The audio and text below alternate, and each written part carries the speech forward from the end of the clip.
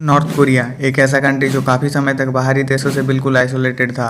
वहाँ पे कोई दूसरे देश का नागरिक जा नहीं सकता था। लेकिन जब वहाँ के एयरलाइन स्टार्ट होता है तब लोग नॉर्थ कोरिया के बारे में जानने के लिए बहुत ज़्यादा एक्साइटेड हो जाते हैं।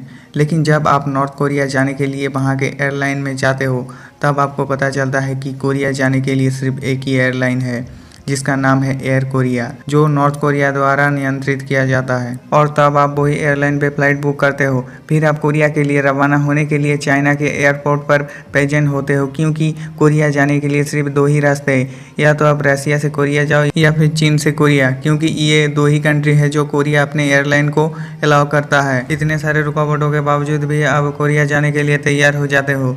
लेकिन जब आप एयरपोर्ट से एयरप्लेन रनवे की तरफ जाते हो तब आपको दिखता है कि बहुत पुराना एयरप्लेन, जो शायद 30 साल से भी ज़्यादा पुराना है, जिसमें लिखा हुआ है एयर कोरिया। फ्लाइट में एंटर करते ही आपको दिखेगी एक लेडी एयर होस्ट, जो आपके स्वागत के लिए वहाँ पे खड़ी होगी। सीट पर बैठने के बाद आपको याद आता है कि इस एयरप्लेन के बारे में थोड़ा जानकारी ले लेता हूँ, लेकिन अफसोस आपका इंटरनेट काम नहीं करता, इसलिए आप अपना VPN एक्टिवेट करते हो।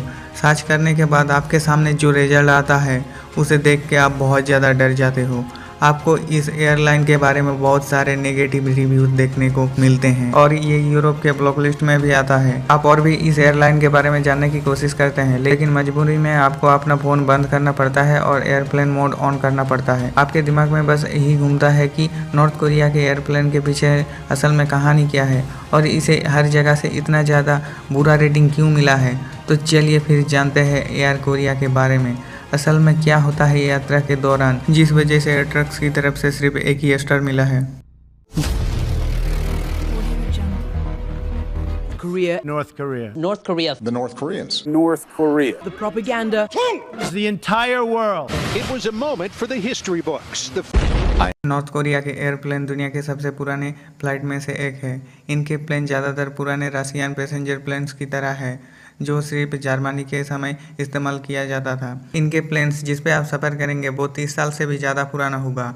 कोरिया के पास 24 प्लेन्स है, जिसमें से सिर्फ 18 ही ऑपरेट करने के लायक है। एयर कोरिया के फ़्लाइट का टिकट लेना काफ़ी आसान है, क्योंकि इनके सिर्फ एक ही फ़्लाइट प्रोवाइडर है जो फ़्लाइट ऑफर करता है, जिस वजह से जब आप नॉर्थ कोरिया के लिए फ़्लाइट ढूंढते हो तब आपको ये ब्राउज़र में सबसे ऊपर दिखता है। इनके वेबसाइट काफ़ी सिंपल और बेसिक है। पेज पर आप अपना ट्रैवल डिटेल्स डालकर काफ़ी आसानी से आप अपने लिए फ़्लाइट बुक कर सकते हैं। फ़्लाइट का खर्चा करीब $220 है, जो इंडियन रुपीज़ में 18,600 के आसपास है, और इसे बिना किसी मुश्किल के पे आउट कर सकते हैं। इसके अलावा एयर कोरिया चार्टर्ड फ्लाइट भी ऑफर करता है, जैसे कि पॉलिटिशियन या किम फैमिली के लिए ट्रांसपोर्ट करने के लिए ये यूज किया जाता है। लेकिन हमारे लिए जो फ्लाइट है उसमें आप लोगों को बहुत सारे रूल्स, रेगुलेशन और रेस्ट्रिक्शन देखने को मिलेगा। पहले तो सीट में बैठते ही स्क्रीन के सामने प्रोपेगेंडा वीडियोस जो पुराने स्क्रीन में जोरों शोरों से चलाया जाएगा, जिनको म्यूट या बंद नहीं कर सकते। इन वीडियोस में बहुत बड़ा चढ़ा कर दिखाया जाता है, जिसमें नॉर्थ कोरिया को बेहतरीन कंट्रीज में से एक बताने की कोशिश करते हैं। ये फ्लाइट नॉर्थ कोरिया की सिर्फ एक सिविलियन एयरलाइन है, जो कि तीसरी किस्म के सबसे पॉपुलर किम डायनेस्टी के द्वारा चलाया जा रहा है।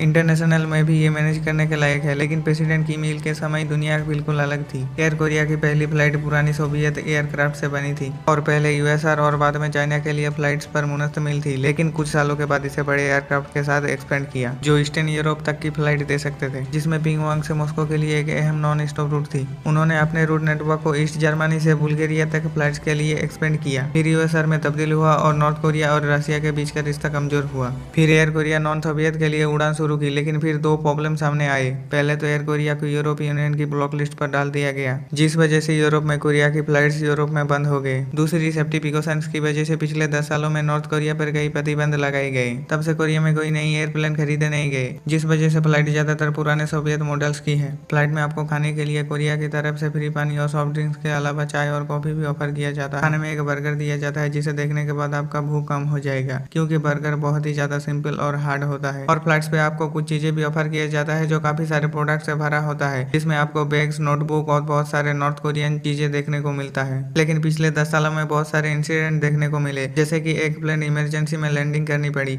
लेकिन पैसेंजर और क्रू मेंबर में से किसी को भी कुछ नुकसान नहीं हुआ। स्काईट्रैक्स के मुताबिक एयर कोरिया को इन कुछ सालों में सबसे बेकार एयरलाइन की तरफ से सिर्फ एक स्टार दिया जाता है। 2021 से स्काईट्रैक्स ने इसे 1 स्टार दिया है। स्काईट्रैक्स ने अपनी रैंकिंग से हटा दिया और एयर कोरिया को अपनी कंसीडर में नहीं रखा। जैसे मैंने पहले कहा कि north Korean politician Kim Jong Un खुद एयर कोरिया का इस्तेमाल करते हैं। प्रतिबंधता सिर्फ फ्लाइट रेस्ट्रिक्शन तक नहीं है, बल्कि ये नॉर्थ कोरिया को नए एयरक्राफ्ट खरीदने से भी रोकती है, चाहे वो एयर कोरिया के लिए है या फिर किम फैमिली के लिए। 2014 में एयर कोरिया के 2 पैसेंजर एयरक्राफ्ट में से एक इल्यूशन एलाई सेंग 2 टाइप को किम जोंग के लिए प्रेसिडेंशियल एयरक्राफ्ट में बदल दिया गया। ये एयरक्राफ्ट नॉर्थ कोरिया के नाम और वहां के फ्लैग से सजाया गया। इसमें मॉडर्न इंटीरियर है, जहां किम कभी कभी अपना काम और मीटिंग्स करते हैं। इसे लोकल तौर पर छम्मा 1 कहते हैं, जिसका मतलब है नंबर 1। ये तो था किम के बारे में, लेकिन मैं थोड़ा और भी कुछ कहना चाहता हूँ। टेक ऑफ और लैंडिंग के वक्त एयरप्लेन का आवाज इतना ज्यादा है जिससे आपका कान का पर्दा फट जाएगा, जिससे आप अंदाजा लगा सकते हैं कि यहाँ के एयरप्लेन कितना ज्यादा पुराना है।